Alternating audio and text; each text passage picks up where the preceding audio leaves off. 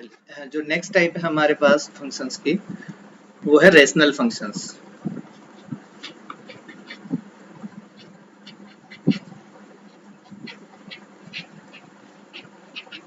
Rational number पढ़े थे ना हमने, जैसे रेशनल नंबर थे वैसा ही कुछ रेशनल फंक्शंस है। रेशनल नंबर्स में आपने बोला था पी अपॉन क्यू के फॉर्म के जो नंबर्स हैं उनको हम रेशनल नंबर बोलते हैं, जहां पे P and Q are integers, और साथ में आपने ये बोला था Q is not equals to 0। तो यहाँ पे जब हम रेशनल फंक्शंस को डिफाइन करते हैं तो रेशनल फंक्शंस वो है भाई कोई भी फंक्शन एफ ऑफ एक्स जो आपको इस टाइप का दिखाई दे, P of x divide by Q of x, means ऊपर भी एक एक्स का फंक्शन है, नीचे भी एक एक्स का फंक्शन है। इस टाइप का जो भी फंक्शन रहेगा उस फंक्शन को हम बोलते हैं रेशनल फंक्शन, जहां पे कंडीशन ये है Q of x is not equals to 0। Q of X 0 नहीं होना चाहिए कहीं पे भी, मीन्स एक्स की किसी वैल्यू के लिए क्यू ऑफ एक्स की वैल्यू 0 नहीं आनी चाहिए। क्लियर? अगर आपको ये बोला जाए कि भाई ये रेशनल फंक्शन है और इसका डोमेन बताइए क्या आएगा। Domain of rational function is given by, भाई जो भी ऊपर फंक्शन लिखा है पी एक्स उसका डोमेन, तो ये आपके पास हो जाएगा सिंपल वे में डोमेन ऑफ पी एक्स, उसमें से हम वो पॉइंट्स हटा देंगे जहां पे क्यू एक्स क्या होता होगा 0, minus X such that Q of x is equals to 0। इसको समझने की कोशिश करना है, मैंने खुद से ही लिखा है। ये था जो डोमेन है पी एक्स का, भाई क्योंकि हमें अभी फंक्शन पी एक्स के बारे में नहीं पता जब तक गिवन नहीं है, जब गिवन होगा उसके बाद हम पी एक्स के बारे में बता पाएंगे वो क्या फंक्शन लिखा है। और जब वो फंक्शन आपको मिल जाएगा उसका डोमेन फाइंड करेंगे, उसमें से हम वो एक्स हटा देंगे जहां पे क्या वो एक्स क्या होता होगा 0 होगा। फॉर एग्जाम्पल अगर मैं आपसे बोलता हूं F of x is equals to जैसे X square upon X minus 1, simple सा एक फंक्शन है। ऊपर जो है वो है पोलिनोमियल आपके पास, नीचे भी है वो आपके पास पोलिनोमियल फंक्शन है। अगर हम पोलिनोमियल फंक्शन की बात करें तो पोलिनोमियल फंक्शन का जो डोमेन होता है वो कंप्लीट रियल नंबर है, तो ऊपर जो लिखा था उसका रियल नंबर हो गया। अब देखिए नीचे वाला जो फंक्शन है x माइनस 1 वो 0 बनता है कहां पे, at x is equals to 1 पे। तो अगर हम डोमेन के बारे में बात करें, डोमेन ऑफ एफ एक्स के बारे में बात करें तो वो क्या हो जाएगा, ऊपर वाले का डोमेन है कंप्लीट रियल नंबर, उसमें से हम माइनस कर देंगे वो पॉइंट जहां पे नीचे वाला 0 बनता है। नीचे वाला 0 ओनली एक पॉइंट पे बन रहा था, that is x is equals to 1, तो ये आपके पास हो गया कंप्लीट रियल नंबर माइनस 1। ठीक है, रेशनल फंक्शंस का डोमेन फाइंड कर सकते हैं।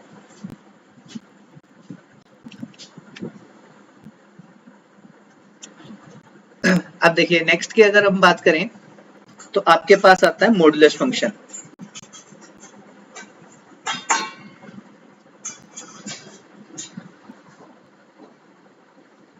द मॉडुलस फंक्शन,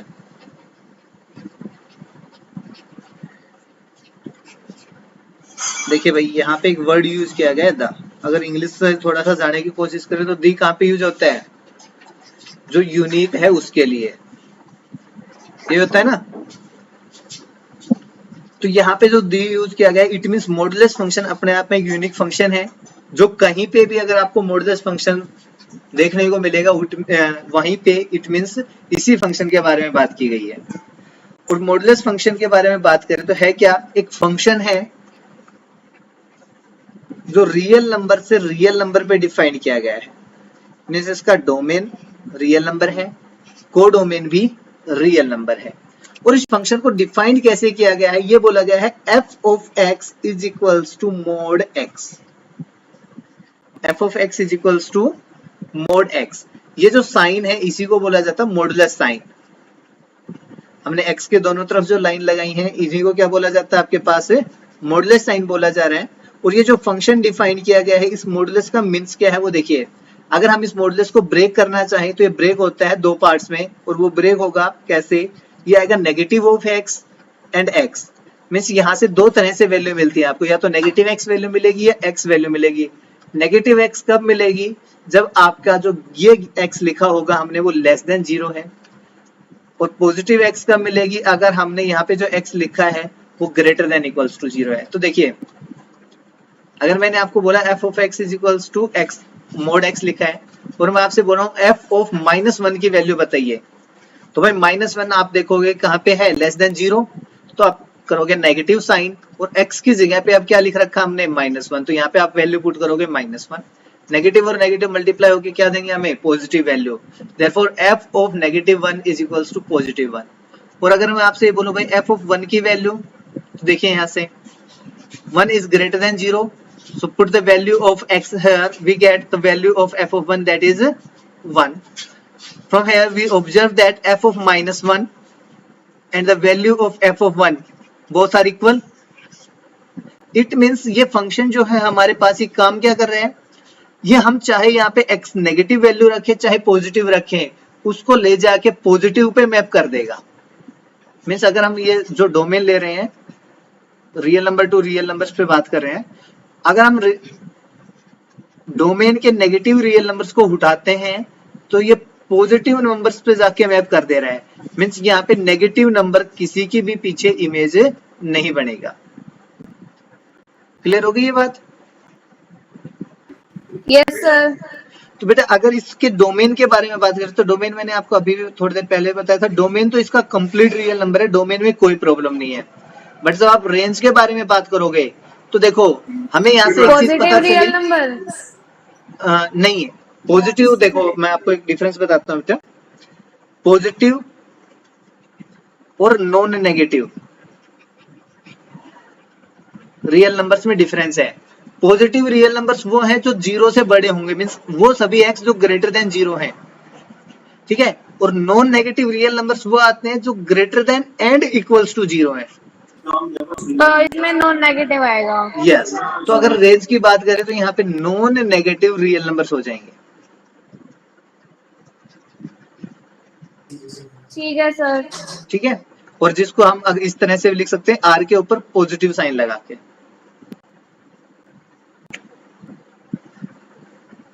या फिर आप लिख सकते हो क्लोज इंटरवल 0 टू इंफिनिटी तक। ये सभी नंबर्स आपके पास कौन से हैं? Non negative. ठीक है, इस फंक्शन को याद रखना है किस तरह से डिफाइन किया हमने, कैसे, क्योंकि जहां पे मोर देन फंक्शन का बात आएगा वो मींस यहां से यहां तक आपको सारी बातें पता है। नेक्स्ट अगर बात करते हैं तो नेक्स्ट हमारे पास आता है सिग्नम फंक्शन।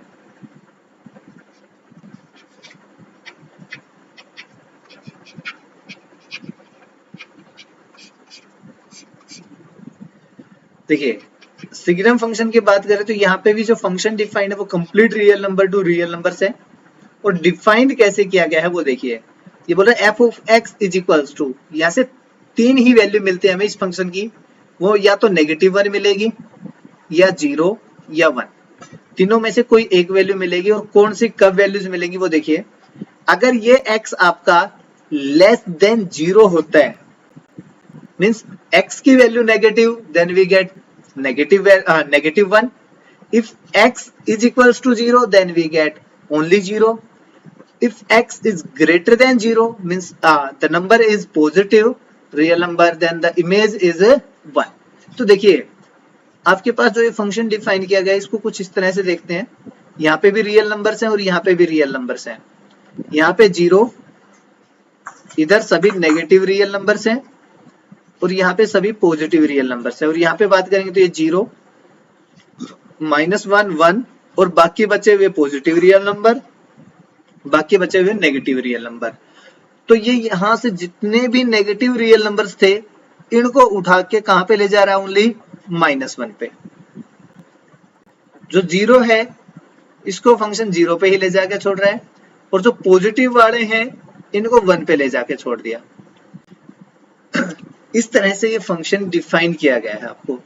इट मींस अगर मैं आपसे ये बोलूं भाई f ऑफ -2 की वैल्यू कितनी आएगी, -2 की वैल्यू होगी -1। f ऑफ -3 अगर मैं बोल रहा हूं तो इसकी वैल्यू आ जाएगी -1। f ऑफ -4 बोला है तो इसकी वैल्यू भी -1 आएगी। अगर मैंने f ऑफ 2 बोल दिया देन ये 1 बन जाएगा, f ऑफ 10 बोलता हूं देन उस टाइम भी ये वैल्यू बन रहेगी। तो पॉजिटिव नंबर हम कोई भी उठाएं उसकी इमेज हमेशा 1 मिल रही है, नेगेटिव नंबर कुछ भी ले रहे हैं तो उसकी इमेज माइनस बना रही है, और जीरो को कहां पे मैप कर रहा है, ये जीरो पे। तो अगर इस फंक्शन के डोमेन के बारे में बात करें तो इस फंक्शन का जो डोमेन है हमारे पास वो तो कंप्लीट रियल नंबर, क्योंकि x के ऊपर हमने कोई बाउंडेशन नहीं लगाई है, x कोई भी रियल नंबर उठा सकता है यहाँ से, तो ये आपके पास कंप्लीट रियल नंबर हो गया। रेंज के बारे में अगर हम बात करें तो रेंज में देखो ओनली 3 -1 0 और 1। यस, ओनली 3 एलिमेंट आ रहे हैं, तो इसकी रेंज में ओनली 3 एलिमेंट है, और कोडोमेन भाई वापस से इसका कंप्लीट रियल नंबर है। और अगर इस फंक्शन के ग्राफ के बारे में बात करना चाहें हम तो इसका ग्राफ कुछ इस तरह से आएगा भाई। देखो x की वैल्यू 0 देन y की वैल्यू 0, तो यहाँ पे एक पॉइंट बना दीजिए आप। अगर x की वैल्यू ग्रेटर देन 0 है तो y की वैल्यू आती है 1, मींस यहाँ से y इज इक्वल्स टू 1 के लिए ग्राफ बना दीजिए जो पैरेलल टू x एक्सिस आएगा। और x की वैल्यू अगर लेस देन 0 है तो यहाँ पे ओपन रख लेते हैं, मींस यहाँ से खुला था उसके बाद स्टार्ट हो रहा है, और यहाँ पे करेंगे तो ये y इज इक्वल्स टू -1 भी पैरेलल टू x एक्सिस एक लाइन आएगी। ठीक है, इस तरह से।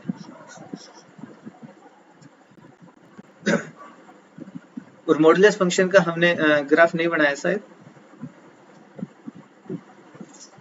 यहीं पे कर देते हैं। मॉडुलस फंक्शन में क्या है देखिए, पॉजिटिव के लिए तो ये नंबर ऐसे के ऐसे जरा y is equals to x वाला, बट नेगेटिव को भी ये क्या कर देता है, पॉजिटिव की तरफ आता है, तो भाई नेगेटिव x से भी आपको y की जो वैल्यू है वो पॉजिटिव मिलेंगी, और y पॉजिटिव होता है ओनली इन्हीं दोनों क्वाड्रेंट्स में। तो यहाँ पे जो आपके पास मॉडुलस फंक्शन है उसका ग्राफ कुछ इस तरह v की टाइप में दिखाई देता है आपको। ठीक है sir. Signum function, modulus function, और उसके बाद हमारा नेक्स्ट बच जाता है ग्रेटेस्ट इंटीजर फंक्शन।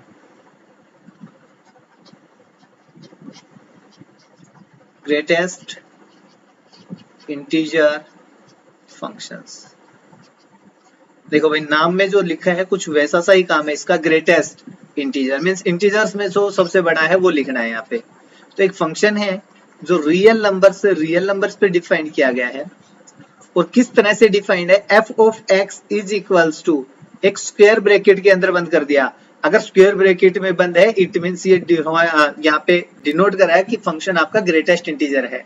अगर कहीं पे भी x आपको इस तरह से ब्रैकेट के अंदर बंद दिख जाए स्क्वायर ब्रैकेट में, इट मींस वो जो आपके पास लिखा है वो फंक्शन ग्रेटेस्ट इंटीजर फंक्शन है, चाहे वो नाम ना भी लिखे, है ना। देखो हमने अभी जो किया था उससे ये चीजें, एक तो मॉडुलस फंक्शन किया, तो मॉडुलस में अगर आपको ये लिख के दे रखा है mod x means f of x is equals to mod x लिख रखा है तो आप समझ जाओगे कि मॉडुलस फंक्शन है। ऐसे ही अगर f of x is equals to इस तरह से ग्रेटेस्ट इंटीजर ये बना दिया ब्रैकेट तो ग्रेटेस्ट इंटीजर है। और सिग्नम का भी ये यूज करते हैं SGN करके, ठीक है। सिग्नम फंक्शन अगर शॉर्ट में लिखेंगे तो SGN ऑफ fx लिखते हैं।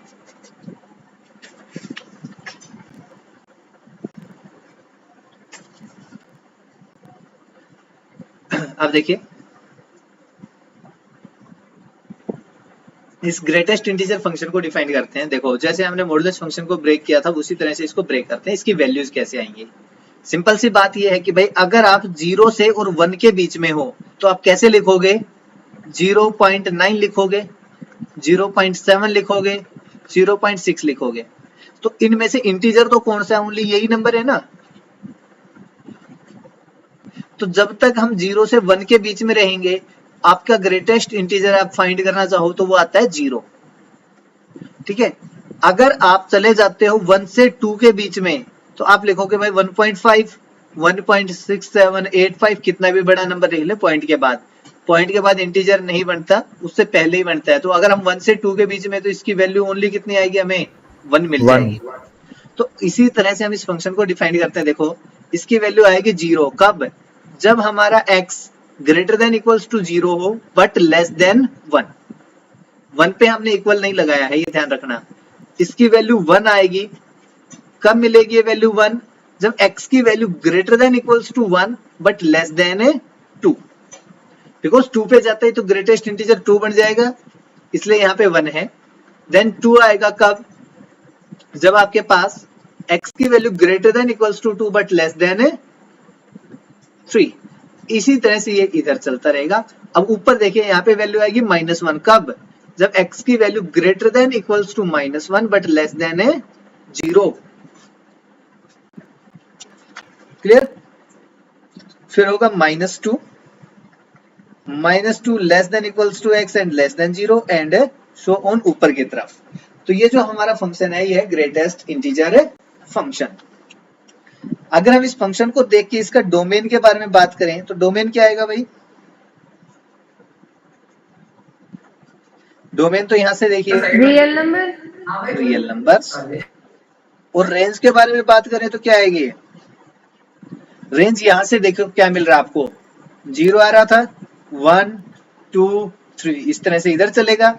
इधर देखेंगे -1 -2 और इस तरह -infinity to +infinity। नहीं, -infinity टू +infinity नहीं है बेटा, ये इंटीजर्स हैं। अगर हमने इसको ऐसे लिख दिया ना -infinity to +infinity, it means -infinity से +infinity के सभी रियल नंबर्स के बारे में बात कर रहा है। और हमें जो रिजल्ट मिल रहे हैं उसमें ओनली इंटीजर्स मिल रहे हैं, तो आप ये मत लिखना आप। ठीक है सर। ठीक है। अगर हम इसके ग्राफ के बारे में बात करें तो ग्राफ आपको किस तरह का दिखाई देगा?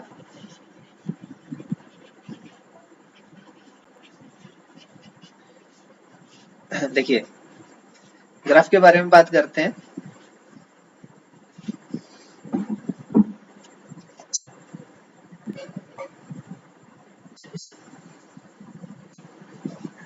x एक्सिस y एक्सिस है, ये 0 देन 1 2 3 4 इतने कर लेते हैं, आगे चलता जाएगा। यहाँ पे 1 देन 2 देन 3, इधर करेंगे -1 -2 -3 -1 -2 -3।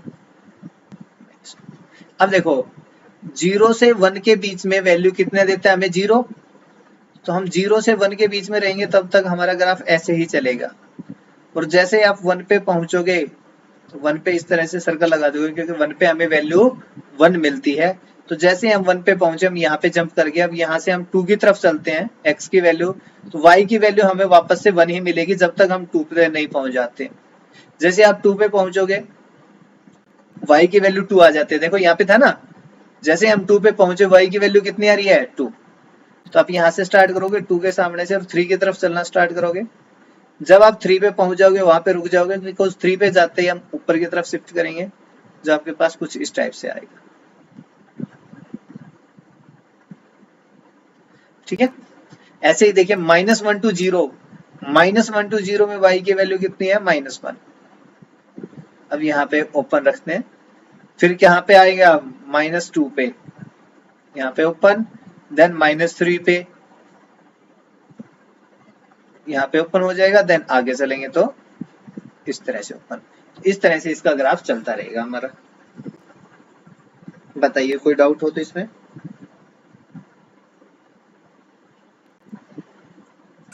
नहीं है सर। चलिए अब देखो ये हमारे पास जो कुछ फंक्शंस की टाइप थी वो हो गई हैं। इसके बाद हम बात करते हैं अलजेब्रा ऑफ फंक्शंस के ऊपर।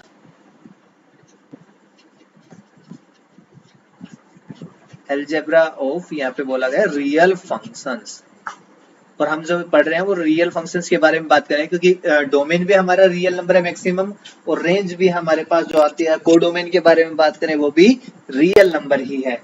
तो जो भी हम बात कर रहे हैं वो ओनली रियल नंबर्स के ऊपर बात कर रहे हैं।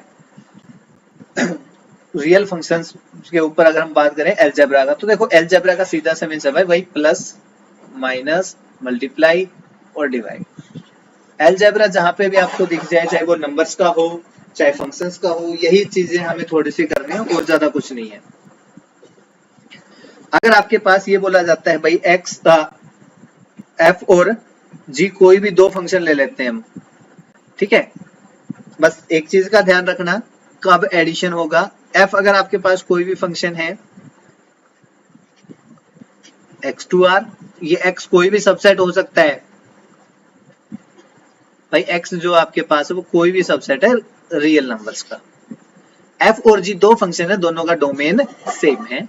अगर डोमेन सेम है तो हम ये कर सकते हैं f plus g of x is equals to किसके आएगा भाई, f of x plus g of x.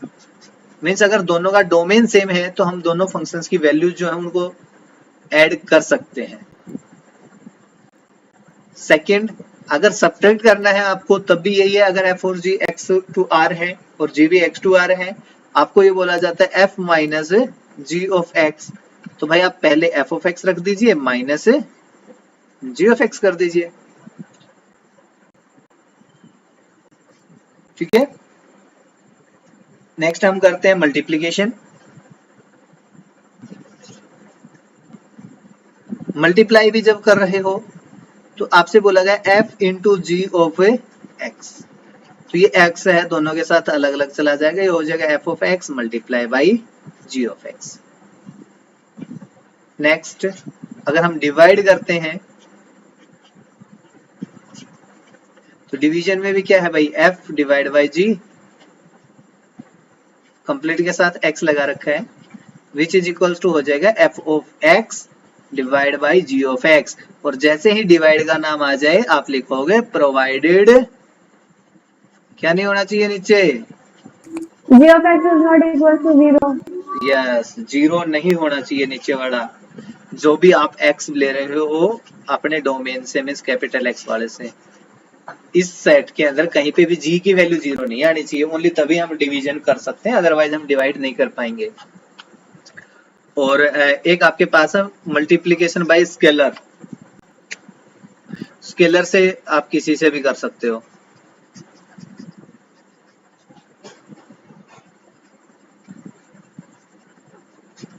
Scalar का मीन्स है भाई अगर आपके पास अल्फा कोई भी रियल नंबर है और एफ आपके पास ये फंक्शन दे रखा है, तो आप इस फंक्शन को अल्फा से सीधे मल्टीप्लाई कर सकते हो, कोई प्रॉब्लम नहीं होगी हमें। मीन्स आपसे ये बोला गया है alpha times f of x is equals to किसके हो जाएगा, अल्फा एफ ऑफ एक्स। जो भी एफ ऑफ एक्स की वैल्यू रहेगी उसको अल्फा से सीधे मल्टीप्लाई कर लेंगे, ठीक है। तो देखो लास्ट वाले में तो डोमेन का कोई ज्यादा रोल नहीं है। फर्स्ट जो 4 है वो तभी पॉसिबल होंगे जब एफ और जी का डोमेन सेम रहेगा। अगर डोमेन डिफरेंट है उस टाइम पे अगर आप ऐड करने जाओगे तो वो पॉसिबल नहीं होगा। ऐड करें चाहे सब्ट्रैक्ट मल्टीप्लाई डिवाइड कुछ भी कर लो आप, वो पॉसिबल तभी है जब दोनों का डोमेन एक जैसा हो, बिल्कुल सेम। ओके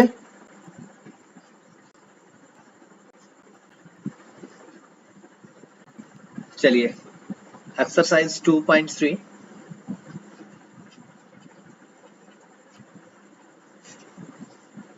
ये बोल रहा है क्वेश्चन नंबर 1 में which of the following relations are functions, कौन सा रिलेशन है वो फंक्शन है, give reason if it is a function determine its domain and a range. तो देखिए फर्स्ट पार्ट जो आपके पास लिखा है वो है 2 1 ऑर्डर्ड पेयर दे रखे हैं, 5 1 8 1 11 1 देन 14 1 एंड 17 1, ये ऑर्डर्ड पेयर दे रखे हैं। बताइए भाई क्या ये फंक्शन बन रहा है,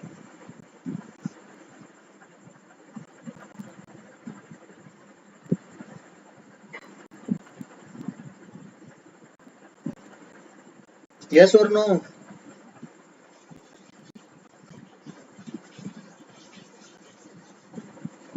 फंक्शन के लिए क्या होना चाहिए था,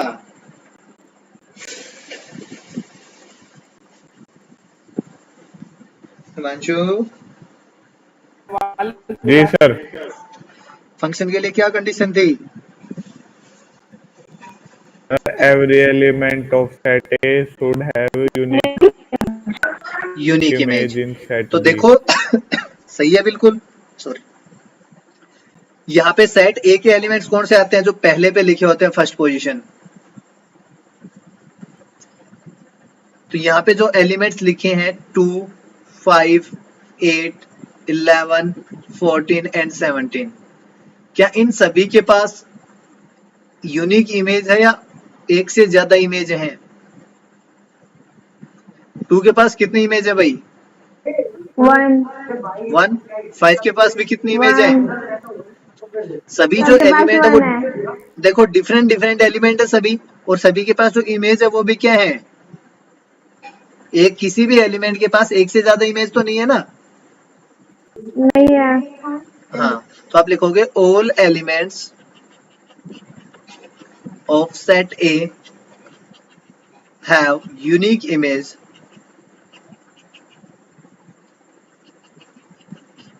therefore it is a function।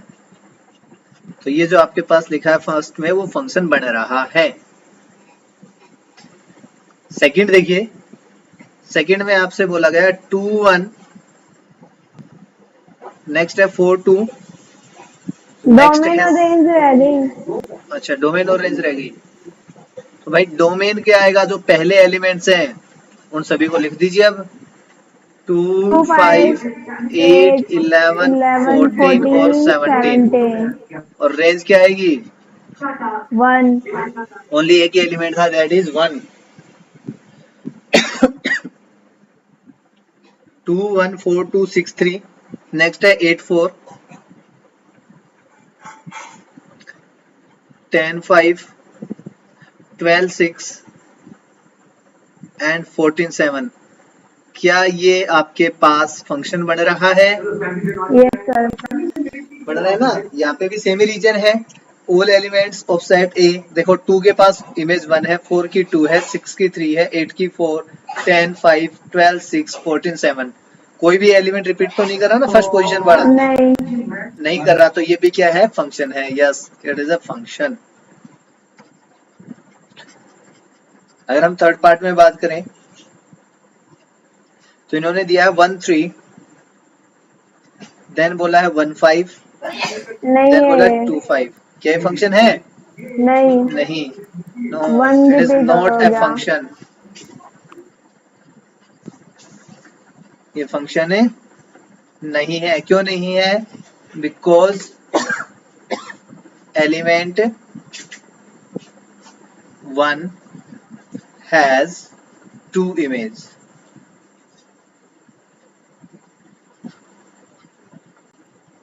Have 2 image, है ना? 1 के पास कितनी इमेज है? 2 इमेज है, मीन्स इसके पास यूनिक इमेज नहीं है। जैसे ही यूनिक इमेज वाला ऑप्शन खत्म हुआ, इट मीन्स फंक्शन नहीं बनेगा। और सेकेंड पार्ट का डोमेन लिख सकते हो। डोमेन में आप फर्स्ट एलिमेंट्स को उठा के रख दोगे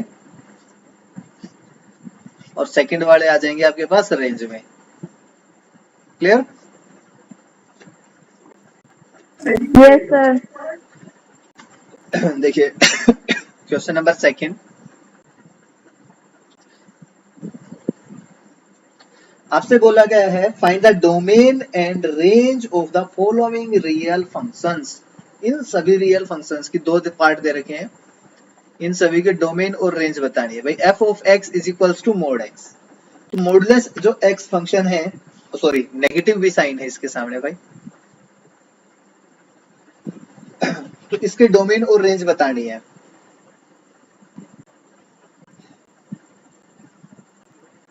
बता सकते हो?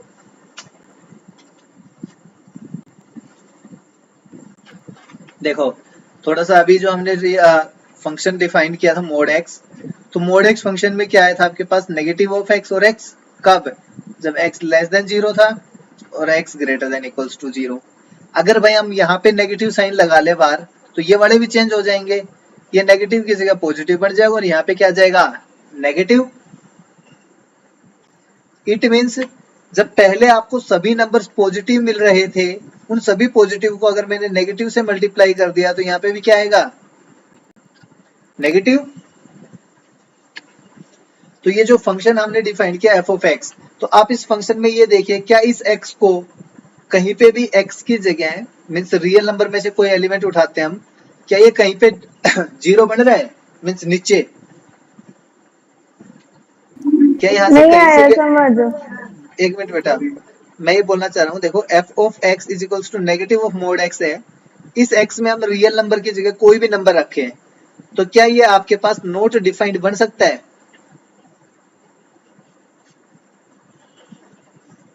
नोट डिफाइंड कब बनता है? जब डिनोमिनेटर में जीरो आए। जीरो आए। यहाँ पे तो डिनोमिनेटर में तो कोई एक्स है ही नहीं, तो आप बोलोगे it is defined for all x belongs to r, mean सभी रियल नंबर्स के लिए डिफाइंड है ये। और अगर सभी के लिए डिफाइंड है तो इसका जो डोमेन है वो क्या होगा? Real number. Complete real number. और अगर इनकी रेंज के बारे में बात करें तो देखो, जो हमारा मॉडुलस फंक्शन है वो उसकी रेंज थी हमारे पास नॉन नेगेटिव, है ना, और हमने इससे Yes, sir. नेगेटिव से मल्टीप्लाई कर दिया, तो अब इसकी जो रेंज है वो क्या आ जाएगी? Non positive number. Non positive real numbers. भाई पहले सभी पॉजिटिव नंबर मिल रहे थे, अब इसको नेगेटिव से मल्टीप्लाई करेंगे तो सभी नेगेटिव मिल जाएंगे हमें।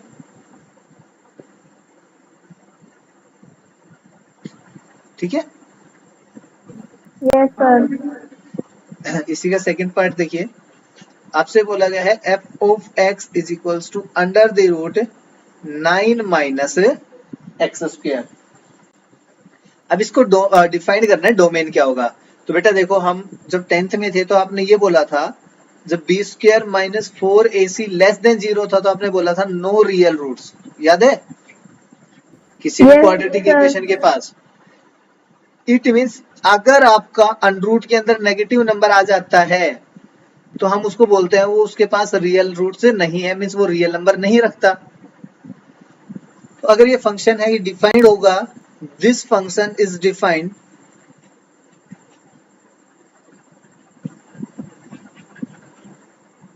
ये फंक्शन डिफाइंड कब होगा? If 9 minus x square is greater than equals to 0। भाई अगर अनरूट के अंदर जो नंबर है वो 0 या 0 से बड़े होगा तब तक तो इसको कोई प्रॉब्लम नहीं है, बट अगर ये नेगेटिव हो जाता है तब हमें प्रॉब्लम हो जाती है। इसलिए हमने बोल दिया ये ग्रेटर देन होना चाहिए 0 से, और 0 से ग्रेटर देन का मींस हो गया 9 greater than equals to x square, या फिर मैं यहां से बोलूं एक्स स्क्वायर है वो लेस देन इक्वल्स टू है 9 से। तो आप मेरे को x की वो वैल्यू बताइए जो जिनका स्क्वायर करने के बाद 9 या 9 से कम रह जाए। 1 2 3। 1 2 3, ये तो इंटीजर से बेटा रियल नंबर इनके बीच के भी आएंगे ना, हाँ। तो इसका जो डोमेन है वो क्या हो जाएगा? -3 टू 2 पॉजिटिव 3। +3। ये कब डिफाइंड है हमारा? जब x less than equals to 3 है, ग्रेटर देन इक्वल्स टू -3, क्योंकि इन दोनों नंबर्स के बीच का जो स्क्वायर है वो हमेशा 9 से छोटा रहेगा। और यहाँ पे इक्वल टू का भी साइन था, इसलिए हमने क्लोज इंटरवल यूज कर लिया। जब हमने इंटरवल डिफाइन किया था तब पढ़ा था ना ये तो अच्छे से। Yes sir. यस, अब इसकी रेंज के बारे में बात करना। रेंज क्या आएगी भाई? अब देखो, जो डोमेन है x वहीं से वैल्यू ले सकता है। अब जो आपका x है, एक चीज देखना, एच x है वो बिलोंग करता है कहां से? -3 से 3 में, इस इंटरवल से आ रहा है। तो बेटा x का स्क्वायर कहां से आएगा? x का स्क्वायर करने के बाद क्या आपको नेगेटिव नंबर मिलेगा यहाँ पे? नहीं, पॉजिटिव। नहीं मिलेगा। इट मींस x स्क्वायर कहां से बिलोंग करेगा? 0 टू 9 तक, क्योंकि यहाँ से अगर स्क्वायर करेंगे 3 का स्क्वायर कहां तक जाएगा? 9 तक। अब x की जो वैल्यू है वो आप छोटी से छोटी 0 रख सकते हो, बड़ी से बड़ी वैल्यू क्या रख सकते हो? 9। हम यहाँ पे अगर x की वैल्यू रखना स्टार्ट करें, छोटी से छोटी वैल्यू 0 रखते हैं, तो हमारे पास क्या आएगा? Under the root 9 minus 0 that is √9 which is equals to 3। अब अगर हम इस 9 से पीछे आते जाएंगे तो अनरूट के अंदर 9 से लेस नंबर आएगा, और 9 से लेस नंबर होने का मीन्स ये जो अनरूट है ये लेस देन 3 वैल्यू देगा हमें। भाई जैसे जैसे आप 9 में से कुछ भी माइनस करोगे तो ये जो नंबर है अनरूट के अंदर ये 9 से छोटा होगा, और 9 से छोटा होता है उसका अनरूट करेंगे तो क्या हो जाएगा? 3 से तो लेस ही आएगा। और कितना लेस चलेंगे हम? यहाँ पे वैल्यू आप फाइनल रखोगे 9, देन आप करोगे 9 minus 9 under the root. 9 minus 9 is 0, 0 का रूट क्या आ जाएगा आपके पास? 0। तो आपकी वैल्यू 3 से स्टार्ट हुई थी और कहां तक चले गए हम? 0 तक। तो इसकी जो रेंज है वो क्या हो जाएगी आपकी 0 to 3।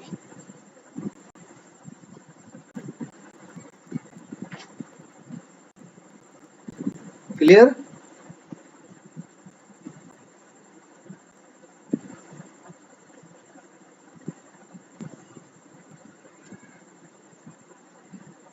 नेक्स्ट देखिए क्वेश्चन नंबर 3, ये कितना इजी है। ये बोला है function f is defined by f of x is equals to 2x minus 5। एक फंक्शन डिफाइंड किया गया आपको 2x माइनस 5 करके। अब बोला गया write down the values of, किसकी वैल्यू बतानी है सबसे पहले, f ऑफ 0। तो मैं रखिए 2 x की जगह पे 0 माइनस 5, 2 को 0 से मल्टीप्लाई करेंगे 0 माइनस 5 इज इक्वल टू कितना हो जाएगा -5। सेकेंड आपसे बोला गया find value of f of 7। 7 की जो वैल्यू कितनी हो जाएगी 2 into 7 minus 5, 14 minus 5 is 9। Third f of -3, 2 into -3 then -5, 2 minus 3 is -6, -5 is equals to -11 easy। नहीं देखिए नेक्स्ट क्वेश्चन नंबर 4 यहीं पे हो जाएगा। 4th में बोला गया आपके पास the function t which maps temperature in degree Celsius into temperature in degree Fahrenheit is defined by। तो यहाँ पे टेम्परेचर डिग्री सेल्सियस से अगर आप फारेनहाइट में कन्वर्ट करते हैं तो उसके लिए फंक्शन दिया गया है which is equals to 9c/5 plus 32। अब बोला गया है फाइंड T0 फर्स्ट पार्ट में। T0 मीन्स 0 डिग्री सेल्सियस पे फारेनहाइट किसके इक्वल होता है 9 इंटू 0/5 प्लस 32। भाई 9 को 0 से मल्टीप्लाई करेंगे 0 32 plus 32 is equals to 32 degree. It means 0 degree Celsius है वो 32 डिग्री फारेनहाइट के इक्वल होता है। Next T28, 9 into 28 divide by 5 plus 32 कितना आएगा 28 को 9 से मल्टीप्लाई करेंगे 260, 252 252 आएगा। Yes divide by 5 plus 32 LCM लेके ऐड कीजिए इसको 252 प्लस 160 82.4 82.4।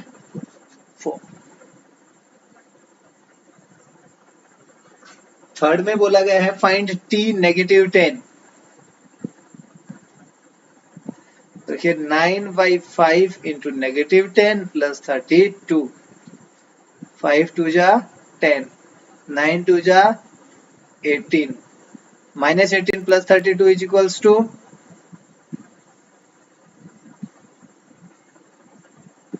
14।